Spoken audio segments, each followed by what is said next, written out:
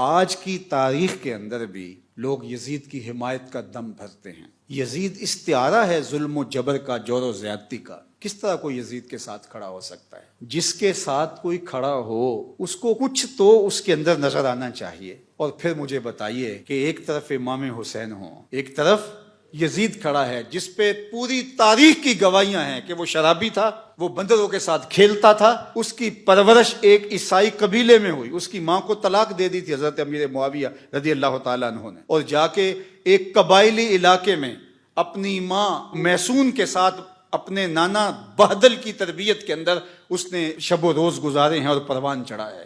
ایک وہ ہے، اور دوسری طرف جس نے حضور کا لعاب لیا، حضور کے کندھوں پہ کھیلا، آغوش میں پرورش پائی، حضور علیہ السلام کے کندھوں پہ سوار ہوا، حضور سجدے میں ہیں تو حالت سجدہ میں حضور کی پشت پہ بیٹھا، حضور علیہ السلام کی قربت کا نور پایا، جس کے گھر کا دروازہ مسجد نبوی کے اندر کھلتا تھا، وہ حسین ہے۔ اور پھر حضور نے خبر کیا دی؟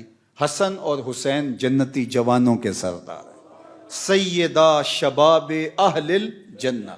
ایک طرف وہ کھڑا ہے جس کو حضور کی زبان سے جنتی جوانوں کا سردار کہا گیا، اور دوسری طرف ایک ایسا شخص کہ جس کی زندگی گناہوں سے، بدکاریوں سے، شریعت کی خلاف ورزیوں سے، جور و جبر، ظلم اور زیادتیوں سے بھری پڑی ہے۔ دوسری جانب وہ کھڑا ہے، میں تو نہیں موازنہ کرتا، موازنہ ہے ہی نہیں، چے نسبت خاک را بعالم پاک، کہاں حسین ابن علی اور کہاں یہ ناپاک شخص۔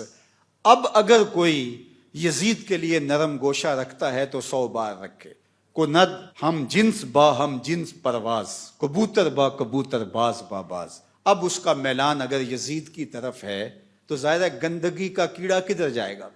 گندگی کا کیڑا پھولوں کی طرف تو نہیں آ سکتا، اس لیے جس کی جو جنس ہوگی اس کو وہی قرار ملے گا۔ میں کہتا ہوں تمہیں یزید مبارک، ہمیں حسین ابن علی مبارک۔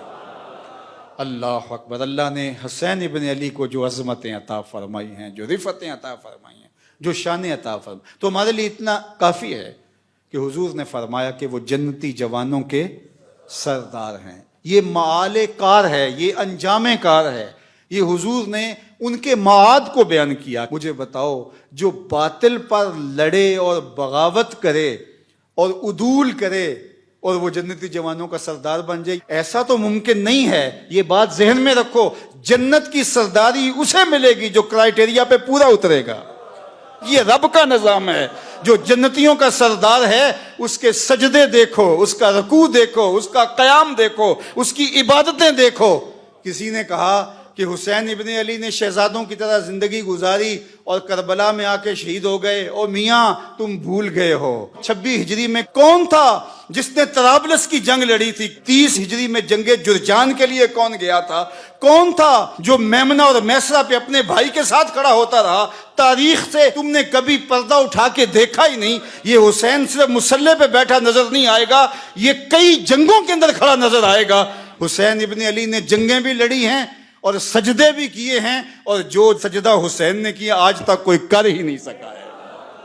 اللہ اکبر۔ حسین ابن علی نے سجدہ کیا ہے اور حالت سجدہ میں ان کا سر دست قاتل نے کاٹا ہے۔ ہمارے لیے باعث فخر ہے کہ ہم حسین ابن علی کے ماننے والے ہیں، اور قیامت کے دن حسین ابن علی کے جھنڈے کے سائے تلے ہوں گے۔ یہ ہمارا اعزاز ہے، یہ ہمارا فخر ہے۔ اہل بیت کا پیار کتابوں سے نہیں ملتا۔ دین مجو اندر کتب اے بے خبر، علم و حکمت از کتب دین از نظر۔ تو یہ بات سن لو، پلے باندھ لو، اہل بیت رسول کا پیار یہ تمہاری تحقیق کا نتیجہ نہیں ہو سکتا، یہ کتابوں کی کتابیں پڑھ جانے کے نتیجے میں نہیں ہو سکتا۔ اہل بیت کا پیار پاکیزہ ماؤں کی گودوں سے ملتا ہے۔ تو ہمیں ماؤں کی گود سے حسین ابن علی کا پیار ملا ہے۔ اور اقبال نے کہا تھا، نام تو از پدر آموختم، حضور آپ کا نام میں نے اپنے باپ سے سیکھا تھا۔ یہ کتابوں سے نہیں ملتا، یہ باپ کی آغوش سے ملتا ہے، یہ ماں کی گود سے ملتا ہے۔ اللہ تعالیٰ اہل بیت رسول کی محبت ہمارے رگ و ریشہ میں محو نفوذ کر دے۔ اور یہ بات ذہن میں رکھیے کہ اہل بیت کی محبت اصحاب رسول کے ساتھ کسی عداوت کا سبب نہیں بنتی، اور یہ بھی ذہن میں رکھیے کہ اصحاب کی محبت اہل بیت کے ساتھ دشمنی اور بغاوت کا ذریعہ نہیں بنتی۔ اہل بیت نبوت بھی ہماری آنکھوں کے تارے ہیں، اور اصحاب پیمبر بھی ہمارے دلوں کا قرار اور سکون ہے۔ اور صحابہ کے لیے اہل بیت کی محبت دیکھیے، اور اہل بیت کے لیے صحابہ کی محبت دیکھیے۔ صحابہ اگر اہل بیت کو حضور کے کندھوں پہ دیکھتے ہیں تو حضرت عمر کیا بول رہے ہیں؟ واہ واہ کیسی سواری میسر آئی حسنین کو۔